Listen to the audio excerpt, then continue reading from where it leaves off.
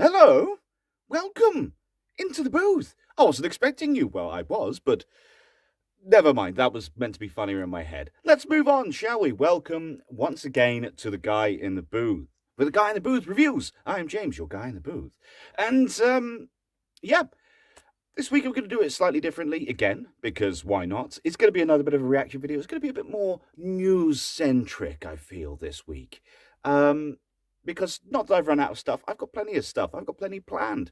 But I just want to talk. There's plenty that's come out this last week, which I think is worth talking about. So let's talk about it, shall we? So, without any further ado, I'm not grabbing a piece of paper off screen. You are. Shut up. Shall we give you some headlines? Yes, let's give some headlines and do it that way in the news. So yes, the headlines. Total film interview. Jason Reitman, Paul Rudd, Carrie, Coon, Mckenna, Grace, Finn, Wolfhard. Yes. Hasbrocon, and then Hasbrolab, or Haslab. Oh, yes. More news on that soon. Secret Cinema coming up as well. And comments on Ghostbusters clips, plus a little bit of a promo thing from me at the end. Happy? Good. Let's do it! Okay, first up, let's talk about, as I said at the top, Total Film. Oh, yes. This was a more in-depth article than what we'd previously seen with Empire. And they spoke to Jason Reitman, Paul Rudd, Carrie Coon, Mckenna Grace, and Finn Wolfhard more specifically about all things Ghostbusters Afterlife. And it's a really lovely interview. The way Total Film do it is a lot more. There's a lot more going on around the page. It feels like you're reading a web page, just with lots of different adverts and hyperlinks, but they're just the articles there. So we had an additional side interview with Paul Rudd on the final 2 pages. You had the timeline of everything Ghostbusters related. Not everything. There's been some games and all that. But yes, it's a really great interview, and it talks about Jason Reitman talks about taking over the franchise from his dad, how he never really thought about it. His dad would always hound him about it. But yes, that's really great, and his comments is really good. It's just it's a nice interview. It's not as lovely and nice and as wholesome as the Ivan and Jason Reitman interview in Empire, but in Empire, I love you, Empire, don't hate me. But Total Film do a lot more general asking, and they leap between they'll get a quote from one, and then someone will follow up with the same question. Paul Rudd was very complimentary about it. Massive fan since he was 15. I don't believe Paul Rudd was ever 15. He's been the same age now for the last 20 years at the very least. So he may have been 15 around, 300 years ago, because he is a vampire, much like Keanu Reeves. And they were talking to that. Carrie Coon was talking about how she's wanted to take on something a bit more comedic, and that Jason Reitman sounded her out for it and was calling up previous directors that she'd worked with to talk about how funny she was. And she was very worried about that fact. And I don't see that as a problem. If she plays it with half what Sigourney Weaver does in the original film is the perfect foil for everyone, and she gives as good as she gets. She is great. Her reactions are normal, nice. It's brilliant for that. And if she is half as good as Sigourney Weaver in this film, she will be brilliant. So I've got high hopes. Carrie Coon is fantastic, and Mckenna Grace was just, you could read the excitement from her. And Finn Wolfhard, it was just kind of going, oh, I thought I was out there because of Stranger Things. But then he went, oh, you want me? Oh, that's interesting. They're all very excited. They talk about the new ones, the old guys coming in, and how different it feels and where they're taking this. And the crucial thing, and I've seen this a few times from different places, is that this is opening the door back again to Ghostbusters as a franchise, which is great. And then they're talking about how Jason Reitman hasn't agreed to do a sequel yet. That's probably him sort of sandbagging us a little bit, but the best possible way. He said he wants it to be open for other directors to take it. He had some very complimentary words about other franchises that rebooted recently. He loved the idea and Star Wars with J.J. Abrams. J.J. Abrams wrote a love letter to A New Hope when he did The Force Awakens, and that came through. J.J. Abrams' best films, in my mind, well, the ones that I stick out the most, are all love letters. Super 8, Star Trek, Force Awakens, they're all love letters to the original films, but just with a modern touch. So, if it goes down that path, I'm so happy. It's a great article. If you haven't read it yet and you can't get Total Film where you are, try and get it online, um, and have a read. It is really, really cool. And yeah, there's just so much going on there. But moving on from that, it's still available. It'll be available to the end of the month, or for the next couple of weeks. So it's £5 if you're in the UK. Some other money elsewhere. I covered that brilliantly. So moving on, Hasbrocon happens on the 22nd or 21st, 22nd, 23rd, 24th. And they announced during the Ghostbusters panel, they actually pre-warned there was going to be nothing new. Then they threw out a stinger of Jason Reitman answering the phone, and the clip ran on. And the crew came on, acting very badly. No, those poor actors who having to do it. Oh, get that off the screen! And suddenly there was a hint of a Proton pack, which we've now seen. On the 27th, they announced Haslab that they were going to be doing this. Now, if you don't know Haslab, it is basically Hasbro. Some people complain about it, but I'm gonna justify it as best I can.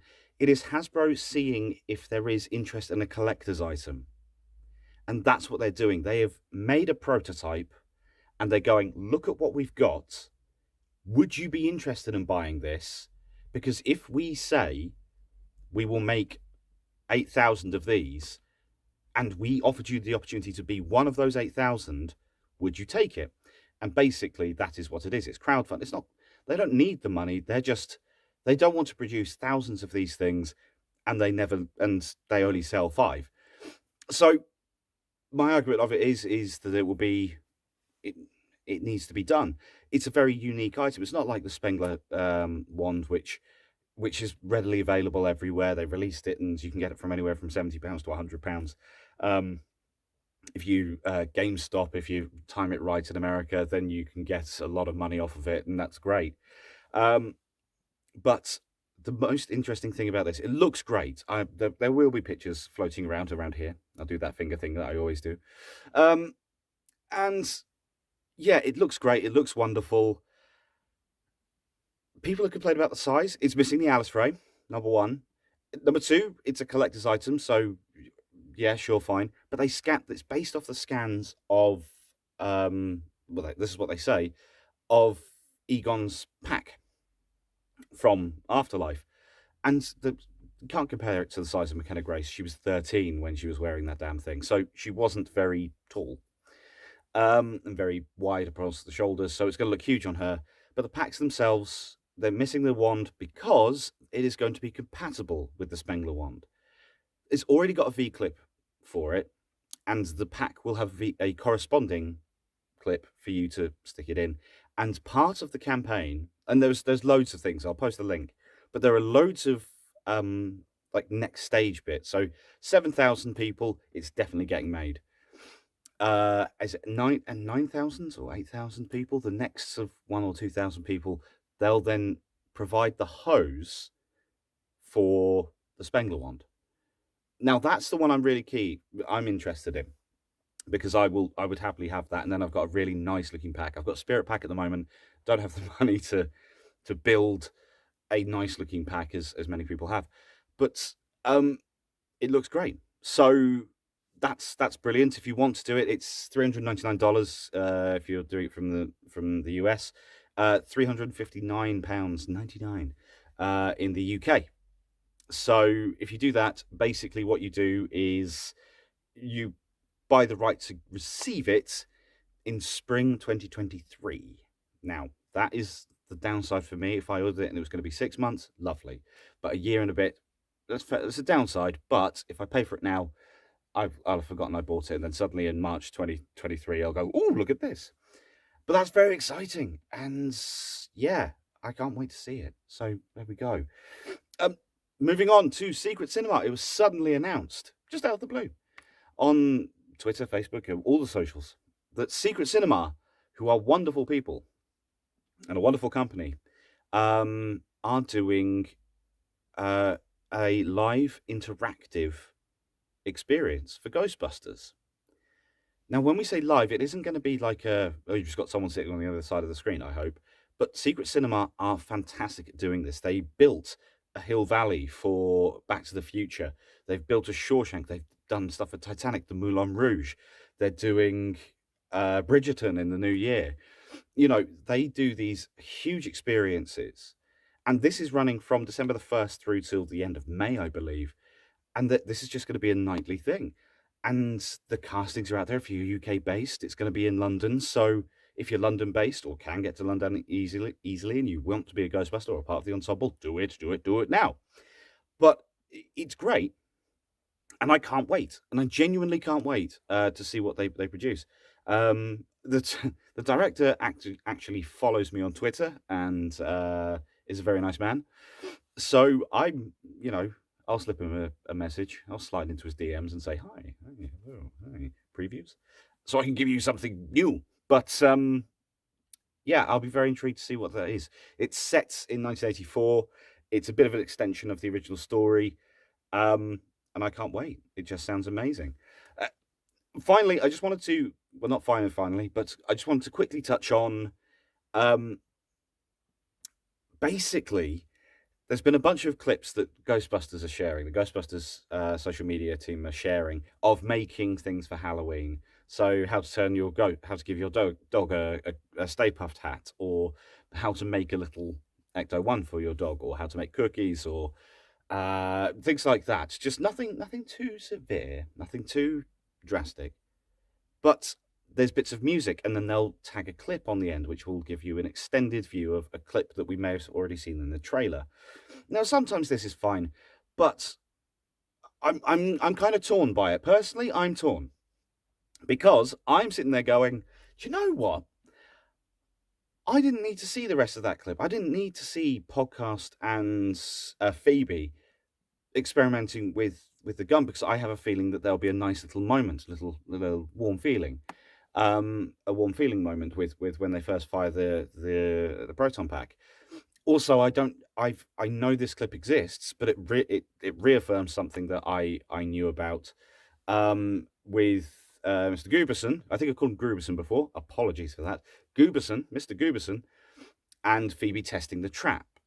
And I think I know what happens because I've seen it without the sound on, and it basically confirmed everything I already knew, or thought I knew, and it confirms it. So it kind of bits and bobs of the storyline are now being pieced together, and it's not saying stop.